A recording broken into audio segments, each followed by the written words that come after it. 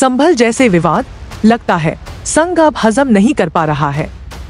और बहुत हद तक योगी आदित्यनाथ की भूमिका भी संघ को नागवार गुजर रही है।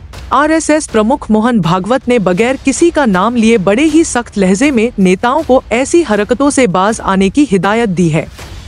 पुणे में आयोजित सहजीवन व्याख्यानमाला में संघ प्रमुख मोहन भागवत ने भारत को सद्भावना का मॉडल बनाने की सलाह दी। मंदिर मस्जिद के ताजा विवादों पर नाराजगी जताते हुए मोहन भागवत ने चेतावनी दी कि राम मंदिर निर्माण के बाद कुछ लोग ऐसे मुद्दों का राजनीतिक फायदा उठाकर खुद को हिंदुओं का नेता बनाने की कोशिश कर रहे हैं। उन्होंने कहा कि रोज रोज नया मामला क्यों निकलना, हमें झगड़ा क्यों बढ़ाना, हर मस्जिद में शिवलिंग क्यों देखना।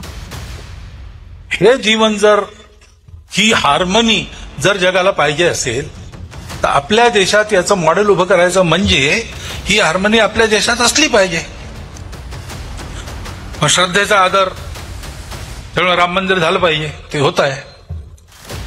हिंदूंची श्रद्धा असताना हिंदूंना वाटतं, परंतु असं केलं म्हणजे हिंदूमध्ये नेता होता येतं म्हणून, किंवा अतिरेकी भूतकाळाच्या ओझ्याच्या परिणामामुळे अतिरेकी तिरस्कार, द्वेष, शत्रुता, संशय याच्या पोटी रोज एक नवीन प्रकरण काढणे हे कसं चालेल? हे नाही चालणार। शेवटी आपलं सोल्युशन काय आहे? जगाला आपल्याला दाखवायचं आहे की आपण सगळे एकत्र नांदू शकतो। आपल्या देशात त्याचा छोटासा प्रयोग झाला पाहिजे। तो प्रयोग करताना आहेत आमच्या या सगळ्यांना सामावून घेणाऱ्या अनेक पंथ संप्रदायांच्या विचारधारा आमच्या इथे आहेत।